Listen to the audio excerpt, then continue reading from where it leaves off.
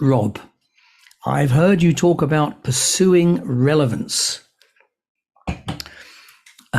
What does this mean, and how did Erickson or you do this?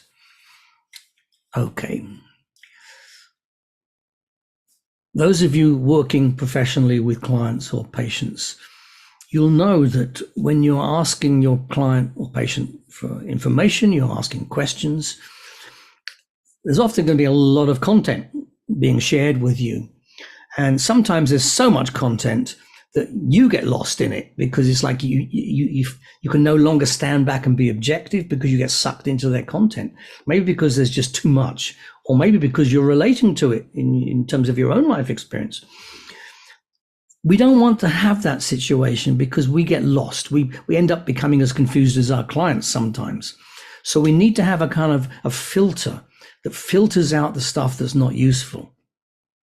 And so pursuing relevance is about pursuing the information that's relevant to you being able to help them. So it's not so much relevant to the client in terms of how it's relevant to how they perceive themselves, or relevant to the problem as such. Well, I'm talking about relevance in terms of how relevant is this for me in this particular position as a hypnotherapist, psychotherapist, or whatever, to be able to help this client. Now, you're paying attention to how relevant it is to them as well, because, you know, sometimes you'll then see if they go off at a tangent with some irrelevances, but they really go into it heavily and they really believe it, that itself can be a block to the therapy. You can see how basically they're creating a fantasy world about the cause of their problem or whatever, and that's going to get in the way. It's going to be an enormous yes but coming at you when you start to work therapeutically from them. So you pay attention to that as well, and you may actually play down their responses when it's just too irrelevant. You know, the way you do that, of course, is to not acknowledge it. So, you know, if you're going yes, yes, yes, yes, yes, every time somebody says something positive or negative, right or wrong, relevant or irrelevant, then you're not communicating effectively other than you're listening.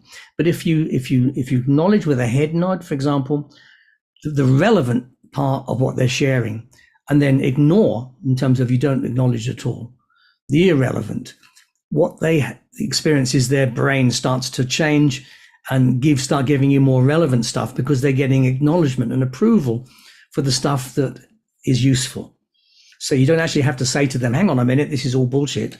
No, you can actually tell them that with the head nods or non-head nods as well. If they go too far and they don't pick up on your non-verbals, you can actually say, excuse me, could you explain, how do you think this is relevant to your problem? Because sometimes they do go way, way out off a tangent, and it's just wasting time. So how's this relevant, you think, to your problem? So there are challenges you can use, gentle challenges, of course. No, that's interesting. Yeah, you could be right, but we don't know yet, do we? Okay, so again, you put it to one side. You're just shelving it for a while. So we can only do good work with good material, as I've said. So this is what pursuing relevance is all about. Okay. Rob, thank you for that question. It's an important question, because without that, you know, we end up just in quicksand, you know, not knowing what to do.